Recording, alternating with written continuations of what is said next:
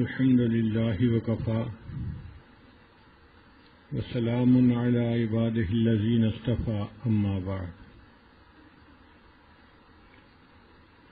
أعوذ بالله من الشيطان الرجيم بسم الله الرحمن الرحيم وما لي لا أعبد الذي فطرني وإليه ترجعون اور مجھ کو کیا ہوا کہ میں بندگی نہ کروں اس کی جس نے مجھ کو پیدا کیا اور اسی کی طرف سب لوٹ کر جائیں گے۔ جو بندہ شہر کے کنارے سے آیا تھا اس نے آ کر اپنے ایمان کا اظہار کیا اور اپنی قوم کو یوں اللہ کی طرف دعوت دی، مگر اس نے ان پر بات رکھ کر نہیں کی کہ تم اللہ کو نہیں مانتے، اس نے اپنے پر بات کی۔ یہ بات کا ایک اچھا انداز ہوتا ہے، اس میں عاجزی ہے۔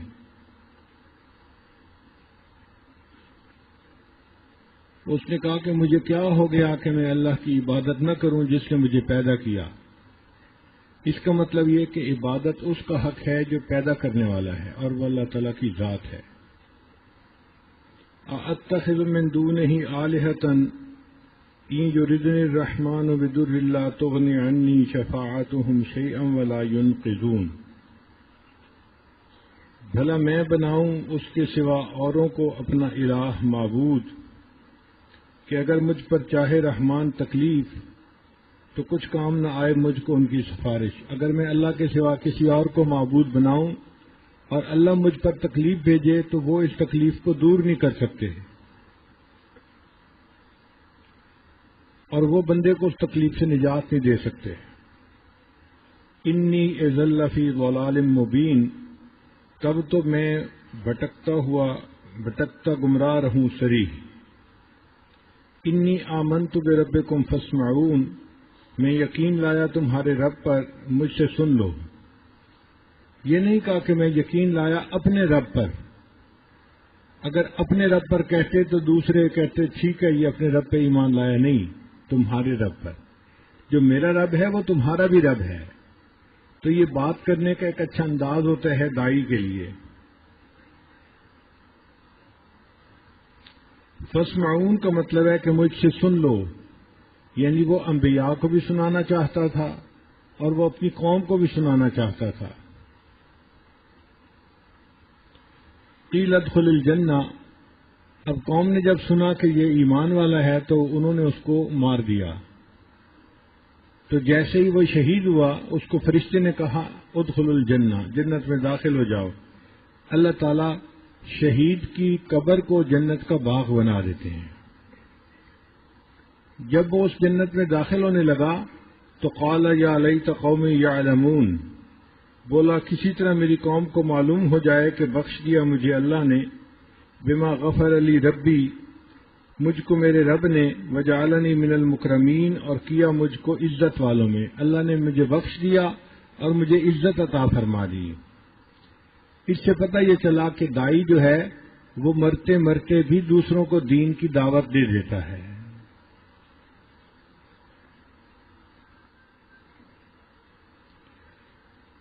اس لیے غزوۃ الرجی میں جہاں 70 حفاظ شہید ہوئے تھے تو انہوں نے بھی یہی بات کہی تھی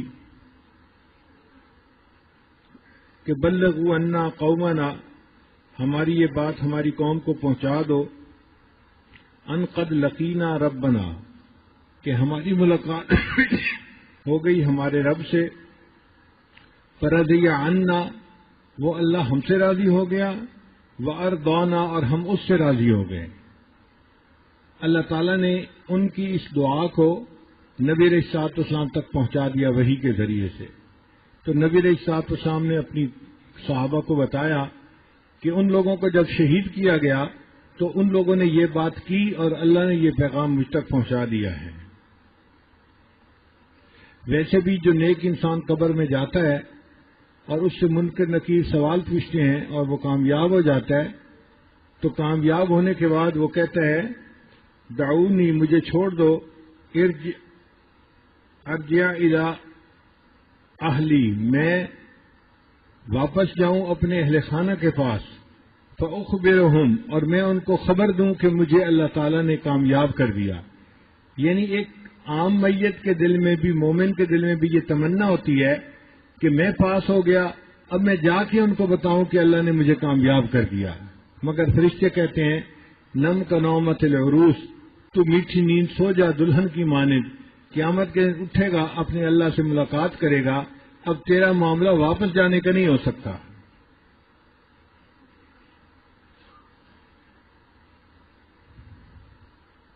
یہاں سے مفسرین نے دائی کے لیے بہت سارے نقطے نکالے کہ دائی کو چاہیے کہ مرنے کے بعد بھی قوم کی فکر نہ چھوڑے. دائی لوگوں کی صفاحت کی وجہ سے، بے وقوفی کی وجہ سے دین کا کام نہیں روکتا. دائی اپنی خاطر کسی سے انتقام نہیں لیتا. دائی کی چاہت جوڑ کی ہوتی ہے، توڑ کی نہیں ہوتی. دائی میں معاف کرنے کی صلاحیت ہوتی ہے. اور اس واقعے سے یہ ایک نقطہ بھی نکلتا ہے کہ عام لوگ بے قدرے ہوتے ہیں، وہ دائی کی قدر نہیں کرتے. مفسرین نے لکھا کہ اللہ کی قدر نہیں کی، اور اللہ تعالیٰ نے فرمایا وما قدر اللہ حق قدری، انہوں نے تو اللہ کی قدر نہیں کی جیسی کرنی چاہیے تھی. پھر دائی کو دعوت کے دوران تکلیف آتی ہے، اور وہ بھی اس کے لیے رحمت کا حصہ ہوتا ہے. آگے فرمایا یا حسرتن علی العباد، حسرت ہے بندوں پر، ما یاتیہم من رسول، ان کے پاس کوئی رسول نہیں آیا، الا کانوا بہ یستہزئون، مگر انہوں نے اس کا مذاق اڑایا. یعنی انبیاء جتنے بھی تشریف لائے، لوگوں کا ایک طبقہ ایسا تھا جو ایمان قبول کر لیتا تھا، اور ایک ایسا گروہ بھی ہوتا تھا جو ان کی بات کو نہیں مانتا تھا، وہ پھر ان کا مذاق اڑاتا تھا، وہ پھر ان کو مجنون کہتا تھا، وہ ساحر کہتا تھا. اس قسم کے الفاظ ان کے لیے استعمال کیے جاتے تھے جس سے ان کو ایذا پہنچتی تھی. آگے فرمایا الم یروا کم اہلکنا قبلہم من القرون انہم الیہم لا یرجعون، کیا نہیں دیکھتے کہ کتنے غارت کر چکے ہیں ہم ان سے پہلے لوگ، جماعتیں، کہ وہ ان کے پاس پھر کر نہیں آئیں گے. وہ جماعتیں اب لوٹ کے دنیا میں نہیں آ سکتی، اور ہم نے نہ ماننے والوں کو کس طرح مار کے رکھ دیا، غرق کر کے رکھ دیا. وَإِن كُلٌّ لَمَّا جَمِيعٌ لَدَيْنَا مُحْضَرُونَ، اور ان سب میں کوئی نہیں جو اکٹھے ہو کر نہ آئے ہمارے پاس پکڑے ہوئے. اور یہ جو لوگ مارے گئے ہیں تو یہ نہیں کہ قصہ ختم ہو گیا، بلکہ ایک دن آئے گا یہ سب اکٹھے ہو کر ہمارے پاس حاضر ہوں گے. یہ اللہ تعالیٰ کے سامنے پیش کیے جائیں گے قیامت کے دن. پھر اللہ تعالیٰ قیامت کے دن پیشی کی ایک دلیل دیتے ہیں تکوینی طور پر، وَآیَةٌ لَهُمُ الْأَرْضُ الْمَيْتَةُ، اور ایک نشانی ہے ان کے واسطے زمین مردہ، احییناہا، ہم نے اس کو زندہ کیا، وَأَخْرَجْنَا مِنْهَا حَبًّا، اور نکالا ہم نے اس میں سے اناج، فَمِنْهُ یأکلون، تو اسی میں سے کھاتے ہیں. تم جو یہ گندم اگاتے ہو، مکئی اگاتے ہو اور پھر اس کے کھانے کھاتے ہو، تو یہ کہاں سے نکلتی ہے؟ زمین سے نکلتی ہے. زمین خشک ہوتی ہے، مردہ ہوتی ہے، بارش برساتے ہیں اور بارش سے وہ زمین زندہ ہو جاتی ہے، لہلاتی کھیتی نکلتی ہے، اور ہم تمہارے لیے تمہارے کھانے کا بندوبست کر دیتے ہیں.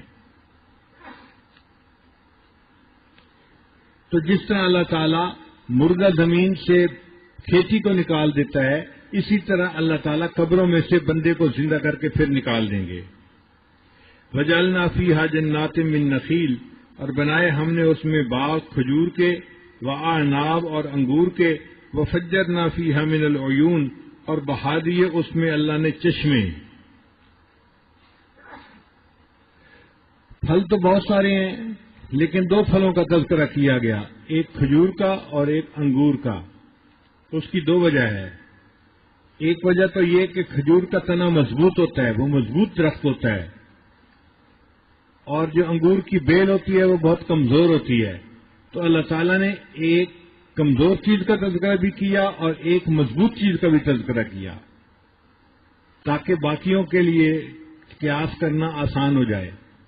اور بعض مفسرین نے لکھا کہ اس کی وجہ یہ تھی کہ انگور اور کھجور یہ ایسے پھل ہیں جن کو خشک کیا جاتا ہے اور پورا سال کھایا جاتا ہے.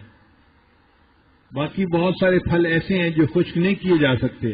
مثلا اسٹرابیری ایک پھل ہے، آپ اس کو خشک نہیں کر سکتے. تو جب خشک نہیں کر سکتے تو پورا سال اس کو نہیں کھا سکتے. کھجور اور انگور کو خشک کر کے پورا سال کھاتے ہیں، بلکہ سالوں بعد بھی کھاتے ہیں.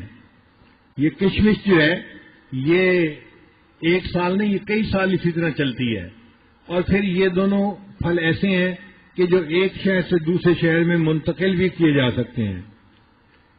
کئی شہر ہیں جن میں کھجوروں کے پھل نہیں ہوتے، درخت نہیں ہوتے، مگر کھجوریں وہاں بھی ملتی ہیں. اس پھل کا ایک جگہ سے دوسری جگہ پہنچانا آسان ہے. کشمش کا بھی ایک جگہ سے دوسری جگہ پہنچانا آسان ہے. اس لیے اللہ نے پھلوں میں ان دو پھلوں کا تذکرہ کیا. لِيَأْكُلُوا مِنْ ثَمَرِهِ کہ کھائیں اس کے میووں سے. وَمَا عَمِلَتْهُ أَيْدِيهِمْ اور اس کو بتایا نہیں ان کے ہاتھوں نے. افلا یشکرون پھر کیوں شکر نہیں کرتے. اپنے ہاتھوں سے انہوں نے کھیتی اگائی اور اس کے پھل کو اپنے ہاتھوں سے کھایا، پھر کیوں نہیں یہ غور کرتے کہ اللہ تعالیٰ نے کس طرح ہمیں مردہ زمین میں سے یہ کھانے کو رزق عطا فرما دیا. اگر اللہ تعالیٰ مردہ زمین سے پھلوں کو نکال سکتا ہے تو مردہ زمین سے اللہ تعالیٰ مردوں کو بھی قیامت کے دن زندہ کر سکتا ہے. اللہ تعالیٰ کے لیے یہ کوئی مشکل نہیں ہے. سبحان الذی خلق الازواج کلھا پاک ہے وہ ذات جس نے بنائے جوڑے سب چیز کے. مما تنبت الارض اس قسم سے جو اگتا ہے زمین میں. ومن انفسہم اور خود ان میں سے بھی. ومما لا یعلمون اور بہت سارے ایسے ہیں جن کو یہ جانتے ہی نہیں ہیں، جو ان کے علم سے بھی اوپر کی بات ہے. ان کو نہیں پتا اللہ نے وہاں بھی جوڑے بنا دیے ہیں. چنانچہ گزشتہ کل اس بات کی تفصیل کی گئی کہ اللہ تعالیٰ نے ہر چیز کے اندر جوڑا جوڑا بنایا ہے. پوری دنیا میں آپ جتنا غور کرتے جائیں گے آپ کو جوڑا جوڑا ہی نظر آئے گا. سائنس کی دنیا تو اس چیز کو مانے بغیر رہ نہیں سکتی. چنانچہ جب اللہ تعالیٰ نے ہر چیز میں جوڑا جوڑا بنا دیا تو تم کیوں اس بات کو قبول نہیں کرتے کہ اللہ تعالیٰ نے دنیا کے ساتھ آخرت بھی بنائی ہے، یہ بھی ایک جوڑا ہے.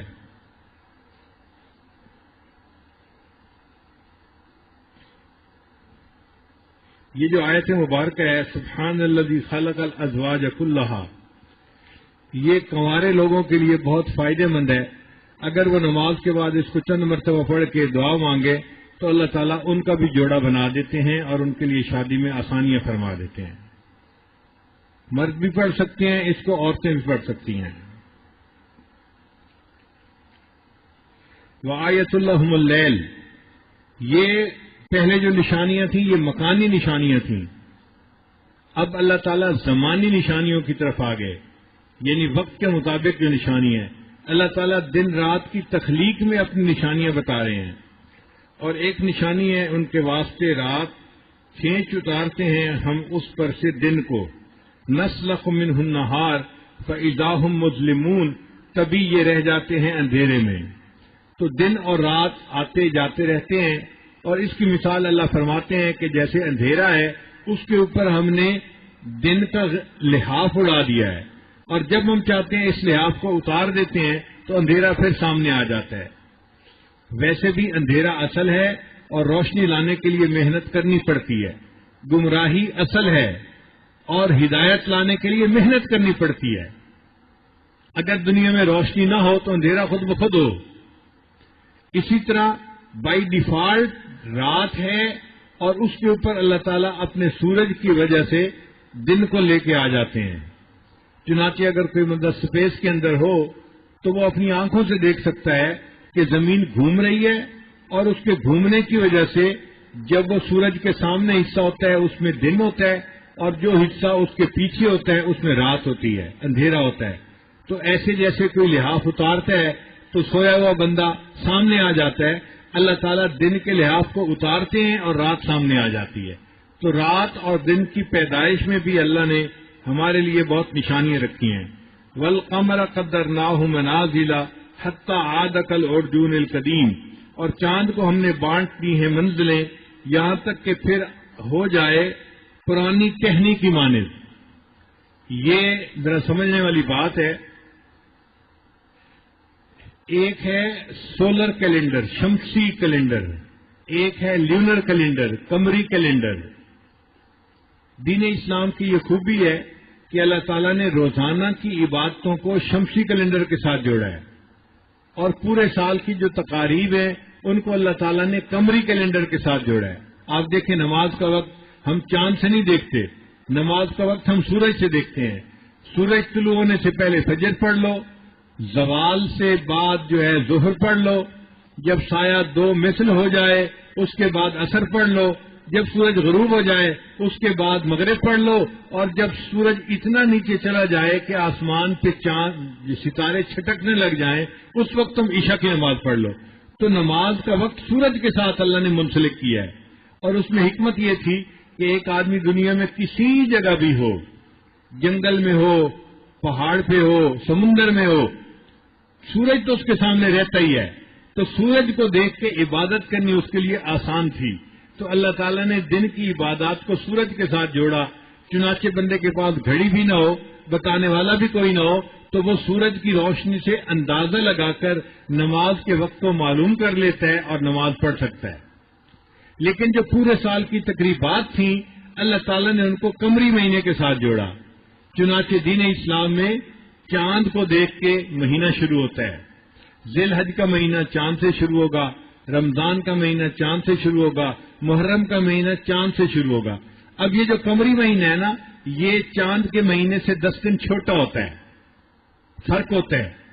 اس کی وجہ سے پھر یہ قمری مہینہ ہر سال 10 دن آگے آتا جاتا ہے، ہر سال 10 دن آگے۔ پچھلے سال ہم نے رمضان مبارک جو تھا وہ جولائی کے کچھ وقت میں گزارا تھا، عید جولائی میں آئی تھی۔ اس سال رمضان شریف کے بعد عید جون میں آئے گی، 1-2 سال کے بعد پھر مئی میں آئے گی، پھر اپریل میں، پھر مارچ میں، اور پھر فروری میں، اور ٹھنڈک کے موسم میں روزے چلے جائیں گے۔ چونکہ 10 دن چھوٹا ہے مہینہ، اس لیے سال کے اندر 10 دن یہ مہینہ یہ سال کھسکتا رہتا ہے، جس کی وجہ سے آج ہم عید منا رہے ہیں گرمی میں، کل منا رہے ہیں سردی میں، پھر منا رہے ہیں بہار میں، پھر منا رہے ہیں خزاں میں۔ تو اللہ تعالیٰ نے چاہا کہ میرے بندے ان مختلف مہینوں کو پورے سال کے مختلف حصوں میں جو ہے منایا کریں۔ اگر شمسی مہینہ ہوتا تو جس جگہ پر لوگ گرمی کے روزے ایک مرتبہ رکھتے، پھر ساری زندگی ان کو گرمی کے ہی روزے رکھنے پڑ جاتے۔ جیسے بتا رہے تھے مولانا گلرئی صاحب کہ فن لینڈ میں 23 گھنٹے کا روزہ ہے۔ اگر 23 گھنٹے کا روزہ ایک دفعہ ان کو آ جاتا تو پھر ساری عمر وہ 23 گھنٹے کے ہی روزے رکھتے رہتے۔ اور بعض ایسی بھی جگہیں ہوتی کہ جہاں پر 3-4 گھنٹے کا دن ہوتا تو وہ ساری زندگی 3-4 گھنٹے کے روزے رکھتے رہتے۔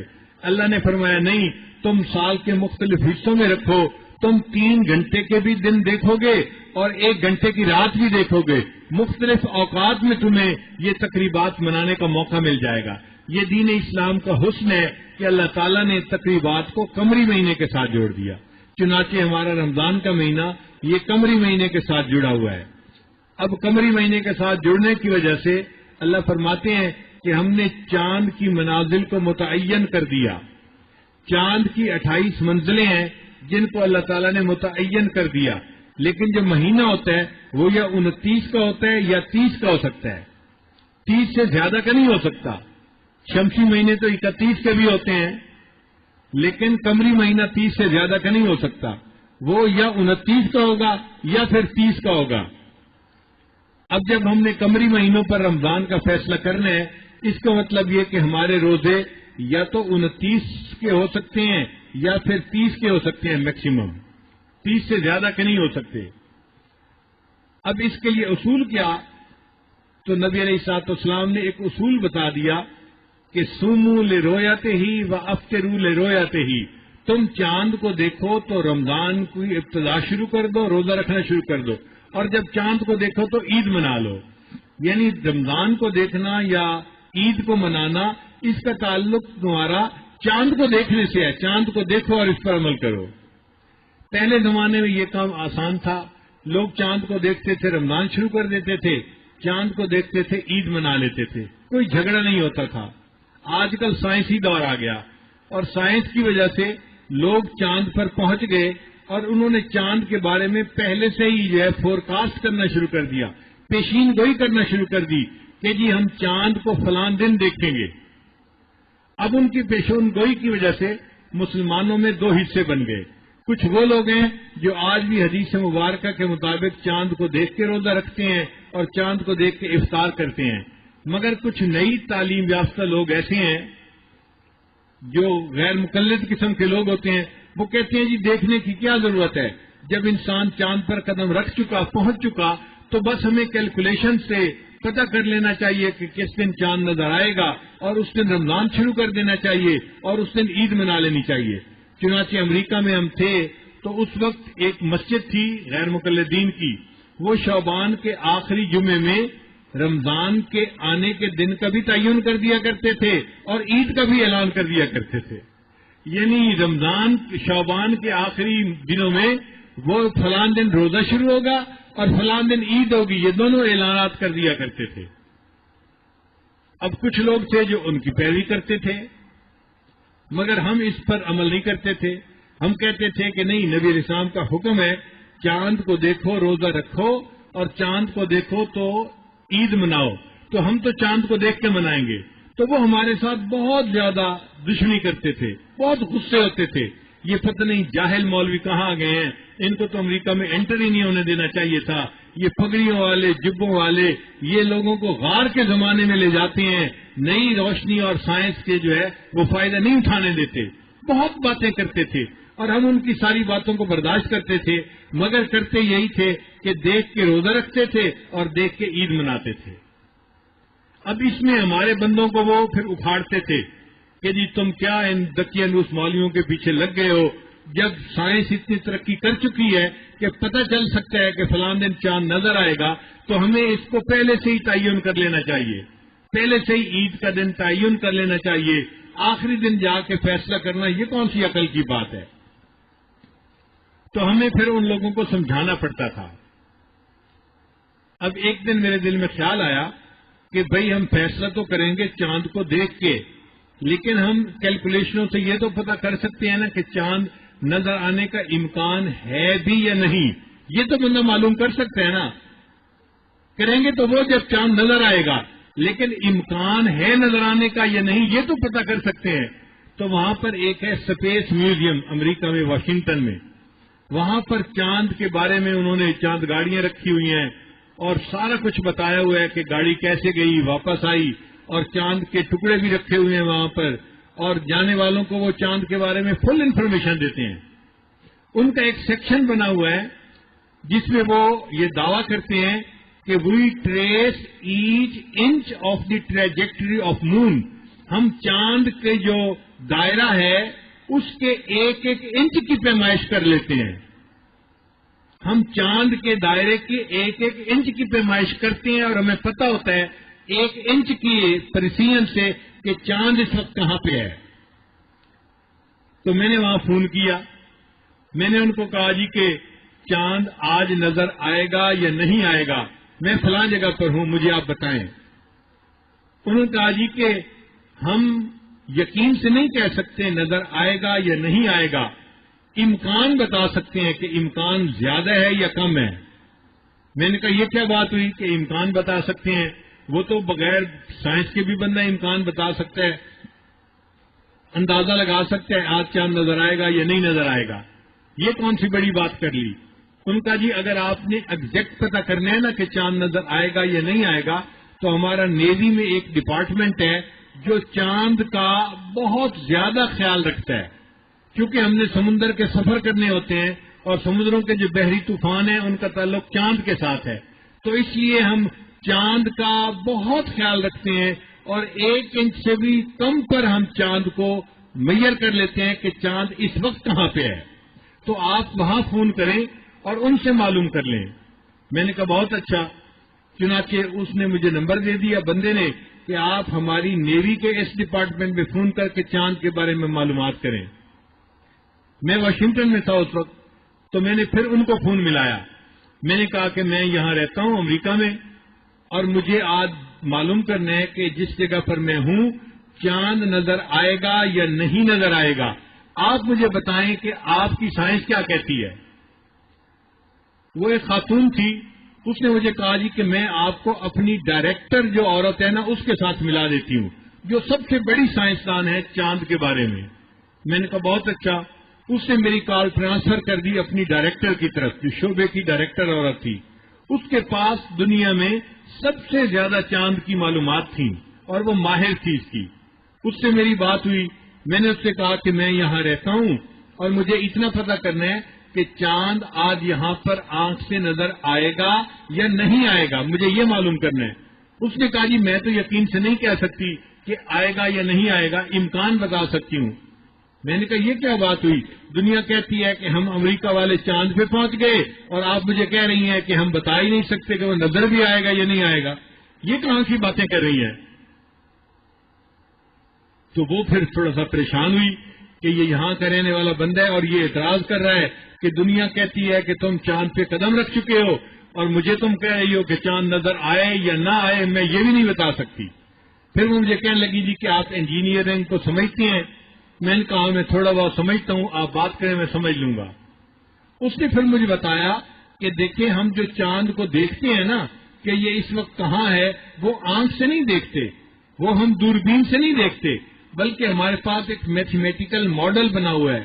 یعنی حساب کی جو ایکویشنز ہوتی ہیں نا, وہ ماڈیول ہم نے ایک ڈیولپ کیا ہوا ہے.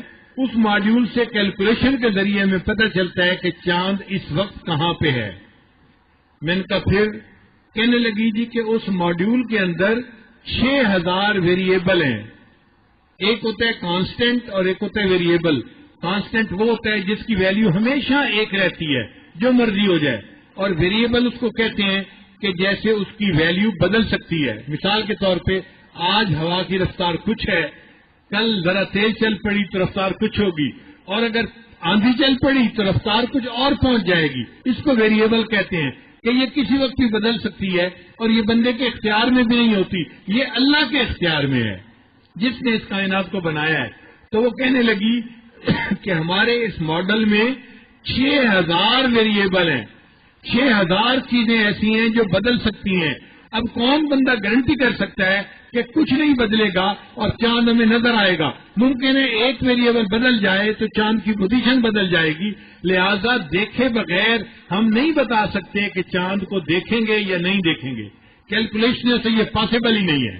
جب اس نے یہ بات سمجھائی تو مجھے بات سمجھ آ گئی کہ ہمارے پیغمبر اسلام نے سچ بات کہی. 1400 سال پہلے جب دنیا چاند کے بارے میں کچھ نہیں جانتی تھی, میرے آقا صلی اللہ علیہ وسلم نے فرما دیا سومو لے رویت ہی وافطرو لے رویت ہی, تم آنکھ سے دیکھو کہ چاند نظر آ گیا تو رمضان شروع کر دو, اور آنکھ سے دیکھو تو تم عید کا دن منا لو. تو اس کا سب سے بہترین حل آنکھ سے چاند کو دیکھنا ہی ہے. کیلکولیشن اس کا حل نہیں ہو سکتی. اب جو لوگ کیلکولیشنوں کے پیچھے جاتے ہیں ان کو غلطی لگتی ہے. کہاں لگتی ہے؟ کہ چاند کی 28 منزلیں ہیں اور دن ہوتے ہیں یا 29 مہینے کے یا 30. تو اب اگلا دن 29 کے اوپر چاند نظر آئے گا یا 30 کے اوپر نظر آئے گا, یہ درمیان میں ایک فیصلہ کرنے والی بات رہ جاتی ہے. اس میں ٹھوکر لگتی ہے, غلطی لگتی ہے. بہت سارے طلباء کو میں نے دیکھا ہے اس میں الجھتے پھرتے ہیں اور ان کو سمجھ نہیں لگتی کہ یہ مسئلہ کیا ہے. اس لیے میں کچھ اس مسئلے کو تھوڑا آج صاف کرنے کی کوشش کرتا ہوں. آپ سوچئے کہ چاند ہمیں نظر کیوں آتا ہے؟ اس لیے کہ چاند سورج کے جب سامنے ہوتا ہے تو سورج کی شعاعیں اس کے اوپر پڑتی ہیں, اور جب رات آتی ہے تو وہ شعاعیں ریفلیکٹ ہوتی ہیں اور چاند ہمیں روشن نظر آتا ہے. چاند خود روشن نہیں ہے, چاند سورج کی وجہ سے روشن ہے. اس لیے سورج کی مثال ماں کی ہے اور چاند کی مثال بیٹے کی ہے. قرآن مجید نے 1400 سال پہلے سورج کے لیے مؤنث کا صیغہ استعمال کیا اور چاند کے لیے مذکر کا صیغہ استعمال کیا. حالانکہ عقل حیران ہوتی ہے, سورج بڑا تھا اس کے لیے مذکر کا صیغہ ہوتا, چاند چھوٹا تھا اس کے لیے مؤنث کا صیغہ ہوتا, مگر نہیں. قرآن مجید نے کہا فلما رأى القمر بازغا, یہ دیکھو مذکر کا صیغہ ہے, جب چمکتے ہوئے چاند کو دیکھا. اور دوسری جگہ فرمایا فلما رأى الشمس بازغة, یہاں مؤنث کا صیغہ استعمال کیا. قربان جائیں اللہ کے کلام پر کہ جس نے 1400 سال پہلے سورج کے لیے مؤنث کا لفظ استعمال کیا, چاند کے لیے مذکر کا لفظ. کیوں؟ کہ یہ چاند بیٹے کی مانند ہے اور سورج ماں کی مانند ہے. بیٹا ماں کے سینے سے دودھ پیتا ہے اور زندہ رہتا ہے. چاند سورج سے روشنی پاتا ہے اور روشن نظر آتا ہے. اگر اس کو وہ روشنی نہ ملے، اس کی روشنی ختم ہو جاتی ہے، یہ بالکل کالا ہو جاتا ہے اور کالا ہونے کی وجہ سے نظر آ ہی نہیں سکتا. اب 28 منزلیں تو چاند نے پوری کر لی. جب اس کی اگلی منزل آتی ہے نا تو قدرتاً ایسا ہوتا ہے کہ چاند زمین کے پیچھے چھپ جاتا ہے اور سورج کی روشنی چاند کو مل نہیں سکتی. اب جب سورج کی روشنی چاند کو مل نہیں سکتی تو چاند بالکل کالا ہوتا ہے، اس کو بلیک مون کہتے ہیں. اب وہ بلیک مون نظر نہیں آتا. اب یہاں پڑ گیا فرق. یہ جو فرنگی سائنسدان تھے نا، وہ سمجھتے تھے کہ مسلمان اپنی تقریبات کو چاند دیکھ کر مناتے ہیں. تو مسلمانوں کو مغالطہ ڈالنے کے لیے جب چاند بالکل کالا ہوتا ہے نا، نظر ہی نہیں آتا، اس کا نام انہوں نے رکھ دیا نیو مون، نیا چاند. تو سائنس کی دنیا نیا مون کس کو کہتی ہے؟ جب چاند کالا ہوتا ہے، نظر آ ہی نہیں سکتا، امکان ہی نہیں ہوتا. اس کا نام ان کو بلیک مون رکھنا چاہیے تھا، نیا مون نہیں رکھنا چاہیے تھا. مگر وہ تو دھوکہ دینا چاہتے تھے، لہذا انہوں نے اس کا نام رکھا نیو مون. اب نیو مون جب ہوتا ہے تو وہ بالکل کالا ہوتا ہے. مسلمانوں کو دھوکہ لگ گیا. ہم نیو مون کالے مون کو نہیں کہتے، ہم نیو مون کہتے ہیں ہلال کو. جب تھوڑا سا چاند نظر آتا ہے اس کو کریسٹ کہتے ہیں. جب چاند وہ نظر آتا ہے ہم کہتے ہیں یہ نیا چاند ہے. تو ہمارے نئے چاند کی تعریف میں اور ان کے نئے چاند کی تعریف میں فرق ہے. ہم نیا چاند کریسٹ کو کہتے ہیں، ہلال کو کہتے ہیں. جیسے ہمارے پاکستان کے پرچم کے اندر ہلال موجود ہے، تو یہ ہلالی پرچم ہے ہمارا. تو ہم اس کو نیا چاند کہتے ہیں اور کافر اس کو نیا چاند نہیں کہتے، اس کو وہ کریسٹ کہتے ہیں. نیا چاند کہتے ہیں جو چاند بالکل کالا ہوتا ہے، نظر آ ہی نہیں سکتا. اب بنیادی فرق پڑ گیا دونوں میں. اس سے لوگ دھوکہ کھا جاتے ہیں. او جی نیا چاند کو تو پیدا ہوئے 12 گھنٹے گزر گئے، تمہیں کیوں نہیں نظر آ سکتا؟ بھائی نظر اس لیے نہیں آ سکتا کہ وہ ابھی کریسٹ نہیں بنا. ہمیں نظر آئے گا جب وہ کریسٹ ہلال بن جائے گا. ہلال بننے میں ٹائم لگتا ہے. اب یہاں فرق ہے پورا. ہوتا کیا ہے کہ چاند کو نظر آنے میں تقریباً 18 گھنٹے سے اوپر کا ٹائم چاہیے. اگر 18 گھنٹے پہلے برتھ آف مون ہو جائے اور چاند کالا ہو جائے تو پھر اب دوبارہ چاند نظر آنے کا امکان ہو سکتا ہے. اور اگر 18 گھنٹے سے تھوڑی مدت ہو تو چاند نظر ہی نہیں آ سکتا، امکان ہی نہیں ہوتا. اب یہاں پر آ کر فیصلہ کرنا ہوتا ہے آنکھ سے دیکھ کے. ہمارے ملکوں میں تو بہت آسانی ہے. حکومت نے ہلال کمیٹی بنا دی اور ان کو طیارے بھی دے دیے اور ان کو اوپر جانے کی صلاحیت بھی دے دی اور ان کو دوربین بھی دے دی. وہ دوربین پہ بھی دیکھ سکتے ہیں، اوپر فضا میں جا کے بھی دیکھ سکتے ہیں اور فیصلہ کر سکتے ہیں. اس میں ہر مکتبہ فکر کے علماء ہوتے ہیں اور وہ مل کے فیصلہ کرتے ہیں کہ چاند نظر آیا یا نہیں آیا. تو ہمارے لیے آسانی ہو گئی. ہم ایک ملک کے باشندے ہیں، ہمیں چاہیے ہم ایک عید منائیں، ایک خوشی ہو ایک غم ہو، سب ایک ہوں. یہ جو اجتماعیت ہے نا، اس کا بڑا فائدہ ہے اور اس کی بڑی اہمیت ہے. بعض لوگ کیا کرتے ہیں، اور یہ حکومت اعلان کرے نہ کرے، ہم نے بس چاند دیکھ لیا، ہم اپنی عید میں وہ 1.5 اینٹ کی مسجد بنانے کو اچھا سمجھتے ہیں. مسلمانوں کے درمیان جو تفرقہ پڑ رہا ہے، بچے کیا سیکھتے ہیں؟ ایک گھر کے بچے روزہ رکھ رہے ہیں، دوسرے گھر کے بچے عید منا رہے ہیں، تو بچے دین کو کیا سمجھیں گے کہ یہ دین کیا چیز ہے؟ ہمیں بڑے فائدے کو سامنے رکھتے ہوئے اجتماعیت کا جو ہے وہ مظاہرہ کرنا چاہیے. جب وہ کمیٹی اعلان کرے تو ہم سمجھیں کہ آج چاند نظر آ گیا. اگر اعلان کرے نہیں نظر آیا تو ہم کہیں چاند نہیں نظر آیا. ہمیں خود اس میں پڑھنے کی کیا ضرورت ہے؟ تو ہر عالم کو اس معاملے میں پڑھنے کی ضرورت نہیں ہے. نہ ان کے پاس علم اتنا ہے، نہ وسائل اتنے ہیں. جب ایک مفتی موجود ہے تو بندے کو چاہیے کہ وہ مفتی سے پوچھے. مفتی نے صحیح جواب دیا، اس کو ڈبل ثواب ملے گا. اور اگر بتانے میں غلطی بھی ہو گئی تو مفتی کے اوپر سزا نہیں ہے، اللہ تعالیٰ اس کو 2 میں سے 1 اجر عطا فرمائیں گے. تو نہ مفتی پہ کوئی اس پر بوجھ ہے، نہ مستفتی کے اوپر بوجھ ہے. تو ہم عید منائیں اس ہلال کمیٹی کے اعلان کے اوپر. نہ ہمارے اوپر بوجھ ہے، نہ ان کے اوپر بوجھ ہے، اور اجتماعیت بھی ہوگی. تو ہمیں ہمیشہ اس کا فیصلہ کرنا چاہیے. باقی انہوں نے ٹھیک دیکھا اور اعلان کیا تو بھی ہمیں ثواب ہے، اور نہ دیکھا تو بھی ہم نے تو پوچھ کے عید منائی تھی، ہم اس بوجھ سے جو ہے وہ ایک طرف ہو جائیں گے۔ اس لیے ہمارے ملک میں بہت آسانی ہے، ہمیں چاہیے کہ ہم اس ہلال کمیٹی کے اعلان کے اوپر اپنے رمضان اور اپنے عید کو منایا کریں۔ باقی یہ کہ یہ جو سائنس والے لوگ ہیں یہ کبھی بھی یقین سے نہیں کہہ سکتے کہ آج چاند ضرور نظر آئے گا۔ یہ کیا بتائیں گے؟ ان کے جو پیر خانہ ہے امریکہ، وہاں کے جو نیوی والے سب سے زیادہ جانتے ہیں چاند کو، وہ کہتے ہیں ہم نہیں بتا سکتے، تو یہ یہاں کے لوگ کیا بتائیں گے چاند نظر آئے گا؟ تو کیلکولیشنوں پہ نہیں جانا چاہیے، بلکہ آقا صلی اللہ علیہ وسلم نے جو اصول بتا دیا، چاند کو دیکھو تو روزہ رکھو، چاند کو دیکھو تو افطار کر لو، ہمیں اسی کے اوپر قائم رہنا چاہیے۔ 1400 سال کے بعد بھی میرے آقا صلی اللہ علیہ وسلم کا بتایا اصول آج بھی دنیا کے اوپر قائم ہے، اور دنیا اس کو مانے بغیر آج بھی نہیں رہ سکتی۔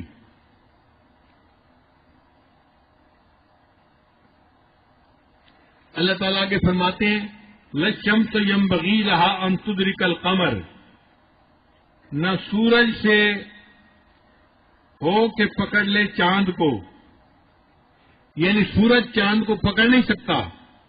وَلَا اللَّيْلُ سَابِقُ النَّهَارِ، اور نہ رات دن سے آگے بڑھ سکتی ہے۔ وَكُلٌّ فِي فَلَكٍ يَسْبَحُونَ، اور ہر کوئی ایک چکر میں تیرتے ہیں، سب ایک چکر میں تیرتے ہیں۔ اب دیکھیں 1400 سال پہلے جب دنیا نہیں جانتی تھی کہ سورج چلتا بھی ہے یا نہیں چلتا، زمین چلتی بھی ہے یا نہیں چلتی، کچھ پتہ ہی نہیں تھا انسان کو کائنات کے بارے میں، اس وقت قرآن مجید نے بتا دیا کہ چاند کا دائرہ اور ہے، آربٹ اور ہے، اور سورج کا آربٹ اور ہے، دونوں ایک دوسرے کو پکڑ ہی نہیں سکتے۔ فلک کہتے ہیں گول دائرے کو، تو چاند کا گول دائرہ اور ہے، الگ ہے، اور سورج کا گول دائرہ الگ ہے، یعنی چاند کا آربٹ الگ ہے اور سورج کا آربٹ الگ ہے۔ یہ آربٹ کا تصور قرآن مجید نے 1400 سال پہلے ہمیں عطا کیا۔ یہ آیتیں پڑھتے ہیں ہم سائنس کے طالب علم، دل سے گواہی نکلتی ہے کہ واقعی یہ اللہ کی کتاب ہے، جس نے کائنات کو بنایا اس نے 1400 سال پہلے انسان کو بنا دیا کہ دونوں کے آربٹ اور ہیں، ایک دوسرے کو یہ پکڑ ہی نہیں سکتے۔ پھر اللہ تعالیٰ نے آسمان کی مثالیں دینے کے بعد سمندر کی مثال دے دی، فرمایا وَخَلَقْنَا لَهُم مِّن مِّثْلِهِ مَا يَرْكَبُونَ، اور بنا دیا ہم نے ان کے واسطے کشتی جیسی چیزوں کو جس پر یہ سوار ہوتے ہیں۔ اللہ فرماتے ہیں سمندروں میں جو تم سفر کرتے ہو تو یہ کشتیاں ہم نے بنوائی ہیں، اور واقعی اگر اللہ تعالیٰ کشتی کی حفاظت نہ کریں تو بندہ سمندر کے اندر آسانی سے ڈوب جاتا ہے۔ جب سمندری طوفان آتے ہیں تو بڑے بڑے جہاز بھی لنگر انداز ہونے پڑتے ہیں، اگر وہ چلنا شروع کر دیں تو موج اٹھتی ہے اور 16 فٹ اوپر جاتی ہے۔ اب اس 16 فٹ موج میں جب کشتی آتی ہے تو وہ الٹ جاتی ہے، آگے جاتے ہوئے الٹ جاتی ہے، جہاز الٹ جاتے ہیں، تباہ ہو جاتے ہیں۔ اللہ فرماتے ہیں کہ ہم اگر چاہتے تو سمندر کے سفر میں ہم ان کو تباہ کر دیتے، مگر ہم ان کو تباہ نہیں کرتے۔ وَإِن نَّشَاءْ نُغْرِقْهُمْ، اگر ہم چاہیں تو ان کو ڈبو دیں، فَلَا صَرِيخَ لَهُمْ، پھر کوئی نہ پہنچے ان کی فریاد کو۔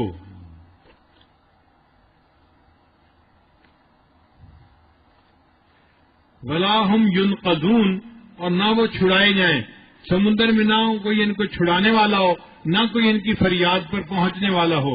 إِلَّا رَحْمَةً مِنَّا وَمَتَاعًا إِلَىٰ حِينٍ، مگر یہ ہماری مہربانی ہے، ہم اپنی مہربانی سے اور ان کا کام چلانے کو ایک وقت تک ان کو مہلت دیے ہوئے ہیں۔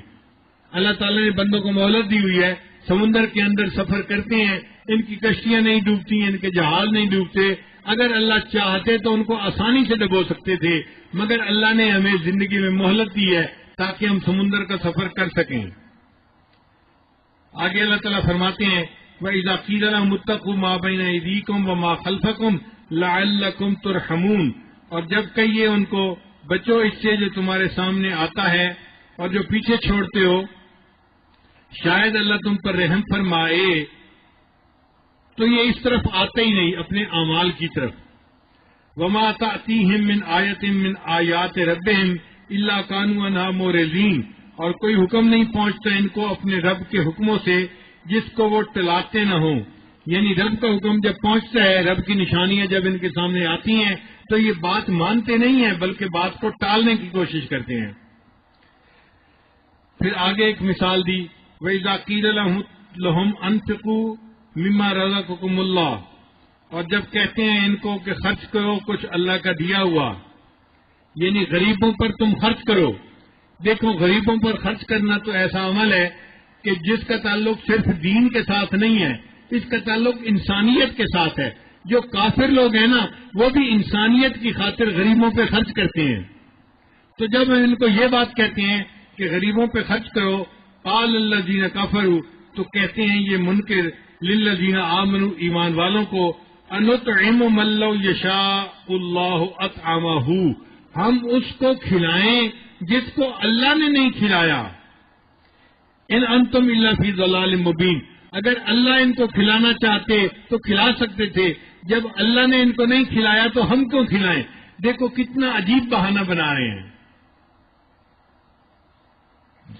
وَيَقُولُونَ مَتَىٰ هَٰذَا الْوَعْدُ إِن كُنتُمْ صَادِقِينَ، اور کہتے ہیں کہ کب ہوگا یہ وعدہ اگر تم سچے ہو، یعنی کب قیامت آئے گی اگر تم سچے ہو تو بتاؤ۔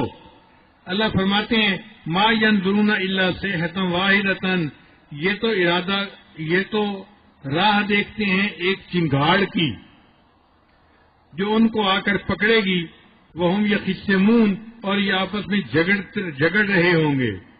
فَلَا يَسْتَطِيعُونَ تَوْصِيَةً، نہ یہ اس وقت وصیت کر سکیں گے، اس کی استطاعت رکھیں گے، وَلَا إِلَىٰ أَهْلِهِمْ يَرْجِعُونَ، اور نہ اپنے گھر کو پھر واپس جا سکیں گے۔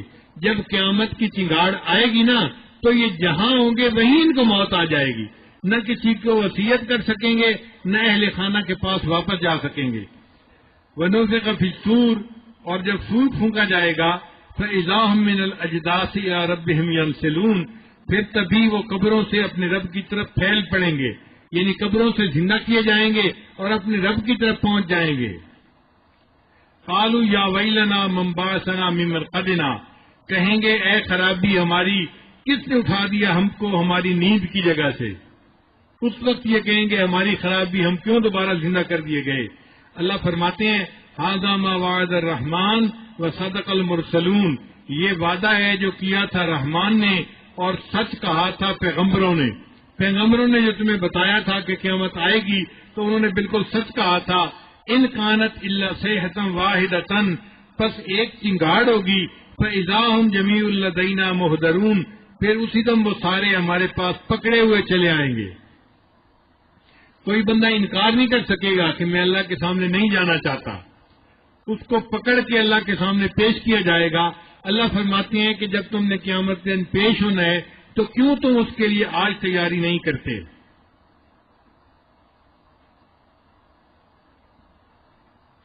فَالْيَوْمَ لَا تُظْلَمُ نَفْسٌ شَيْئًا، پھر آج کے دن ظلم نہ ہوگا کسی جی کے اوپر۔ وَلَا تُجْزَوْنَ إِلَّا مَا كُنتُمْ تَعْمَلُونَ، اور وہی بدلہ پاؤ گے جو کرتے تھے، جو عمل کرتے تھے انہی کا بدلہ ملے گا۔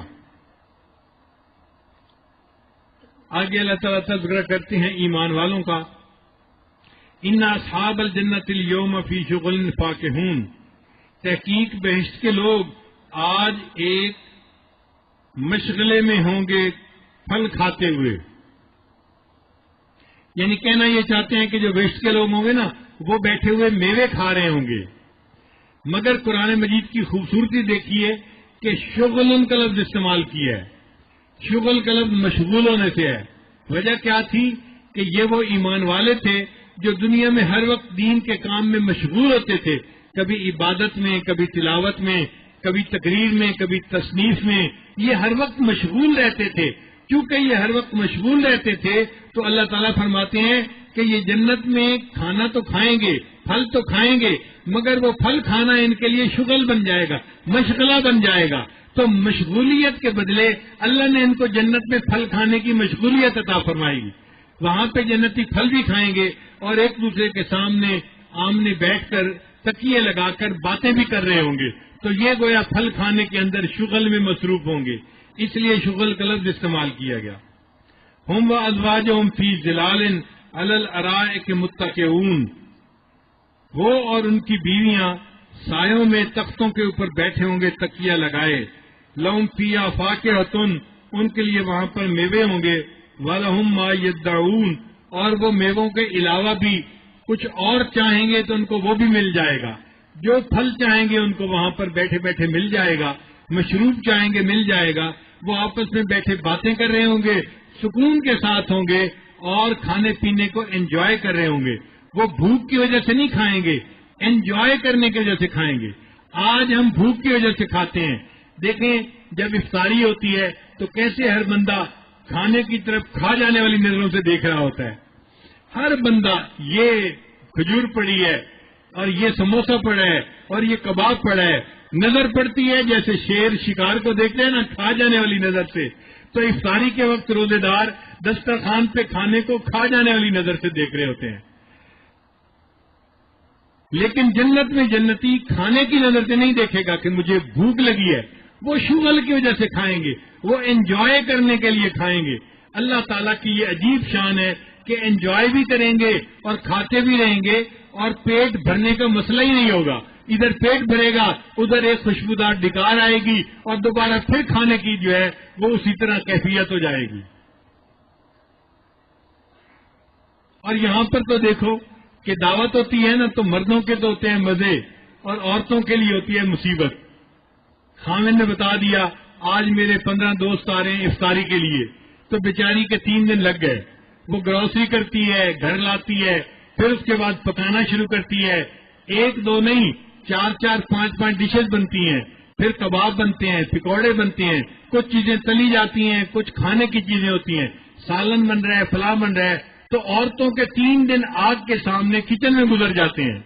دعوت تو تھی خامد کے دوستوں کی اور مصیبت پڑ گئی بیوی کو، خیر وہ بیچاری جھی لیتی ہے، کوئی بات نہیں، خامد نے دعوت دی ہے تو مجھے اس کو تیار کرنا ہے۔ اب وہ جب تیار کر لیتی ہے تو پھر مہمان آ گئے تو مہمانوں کے پاس بیٹھنے کی فرصت نہیں ہوتی، اب اس کو کھانا لگانا ہے، تو مہمان کے سامنے کھانا تو کام والے چلو لگا رہے ہوتے ہیں، وہ گرم کروا کے پہنچا رہی ہوتی ہے، اس کا ٹائم پھر بھی کچن میں گزر رہا ہوتا ہے۔ اب مہمانوں نے کھانا کھایا اور وہ مہمانوں کے ساتھ بیٹھ کے کھانا بھی نہیں کھا پاتی، کام کر رہی ہوتی ہے، اور مہمان کھانا کھا کے واپس چلے گئے گھنٹے کے بعد۔ اب ان جو ہے کھانے کو سمیٹنا یہ مستقل کام ہے، آنے والے آئے اور چلے گئے اور گھر کی عورت کو ابھی کام باقی ہے، وہ کھانا سمیٹتی ہے، کچھ فریج میں رکھا، کچھ فریزر میں رکھا، کچھ کو بھیج دیا، کچھ کسی ہمسائے کے گھر، مہمان کے گھر، کچھ غریبوں کو دے دیا، اور جو باقی برتن بچ گئے اب ان کو دھلوانا باقی ہے۔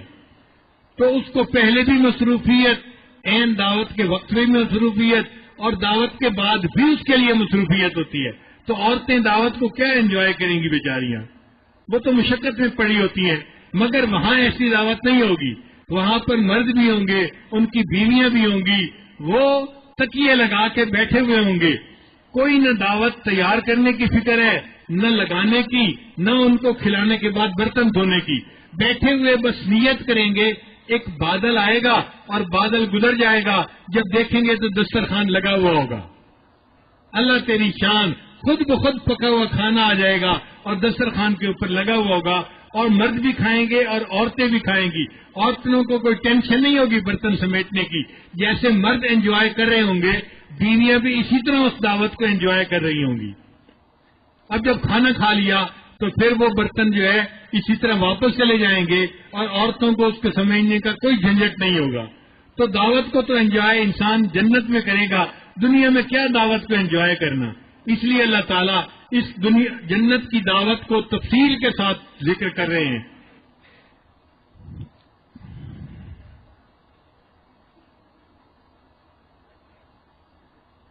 آگے اللہ تعالیٰ فرماتے ہیں سلام قول من رب الرحیم، سلام بولنا ہے رب رحمان مہربان سے، یعنی اللہ تعالیٰ جنتیوں کو سلام کہیں گے، جیسے آنے والے کو بندہ کہتا ہے نا السلام علیکم، تو جنتی جو جنت میں جائیں گے اللہ تعالیٰ ان کو السلام علیکم فرمائیں گے، وہ ہے سلام قول من رب الرحیم۔ رب رحیم فرمائیں گے کہ سلامتی ہو تمہارے اوپر رب رحمان کی طرف سے، اور پھر اعلان کیا جائے گا وَامْتَازُوا الْيَوْمَ أَيُّهَا الْمُجْرِمُونَ، اے مجرموں آج کے دن میرے نیک بندوں سے الگ ہو جاؤ. دنیا میں تم مل جل کے رہتے تھے، ایک ہی جگہ رہتے تھے، ایک ہی گھر میں رہتے تھے، ایک ہی محلے میں رہتے تھے، ایک ہی شہر میں رہتے تھے، لیکن آج تم اپنے جرائم کی وجہ سے دوزخ میں جاؤ گے اور میرے نیک بندے جنت میں جائیں گے. لہذا تمہارا روٹ اور ہے اور میرے نیک بندوں کا روٹ اور ہے. تم ان سے جدا ہو جاؤ، الگ ہو جاؤ. اللہ اکبر کبیرہ. وہ حشر کے دن کیسا وقت ہوگا جب جہنمیوں کو جنتیوں سے الگ کر دیا جائے گا. اللہ تعالیٰ ہمیں اس دن جنتیوں کے ساتھ رکھے، ہمیں اللہ تعالیٰ اس دن جنتیوں کا ساتھ عطا فرمائے اور ان سے ہمیں جدا نہ فرمائے. حدیث مبارکہ میں ہے المرء مع من احبا، بندہ اسی کے ساتھ ہوگا جس سے اس کو محبت ہوگی. تو دنیا میں جو نیکوں کے ساتھ محبت رکھنے والا ہوگا، قیامت کے دن اللہ تعالیٰ اس کو نیکوں کے ساتھ کھڑا کر دیں گے، اور جو بروں کے ساتھ تعلق رکھے گا اور برائی پہ زندگی گزارے گا وہ جہنم کی راہ پہ جائے گا. حدیث مبارکہ میں من احب قوما علی اعمالہم، جس بندے نے کسی قوم سے محبت کی ان کے اعمال کی وجہ سے، یہ تبلیغ کے لوگ ہیں، یہ ذکر کے لوگ ہیں، یہ علم والے لوگ ہیں، یہ فلاں لوگ ہیں، ہم ان کے اعمال کی وجہ سے ان سے محبت کرتے ہیں. من احب قوما علی اعمالہم حشر بہم، اللہ تعالیٰ قیامت کو اس محبت کی وجہ سے ان کا حشر انہی نیکوں کے ساتھ فرما دیں گے. آج ہم مشائخ سے محبت کرتے ہیں کہ وہ اللہ کے اولیاء تھے، اللہ کی محبت دنیا میں پانے والے لوگ تھے، ہم ان سے محبت کرتے ہیں اور اسی محبت کی وجہ سے آج ہم یہاں ایک مسجد میں اکٹھے ہیں. اللہ تعالیٰ ہماری اس محبت کو قبول فرمائے، اور جس دن وامتازوا اليوم ایھا المجرمون کا اعلان ہوگا، اللہ تعالیٰ اس محبت کے صدقے ہمیں ان نیکوں کے ساتھ قیامت کے دن کھڑا فرما دے. وآخر دعوانا ان الحمد للہ رب العالمین.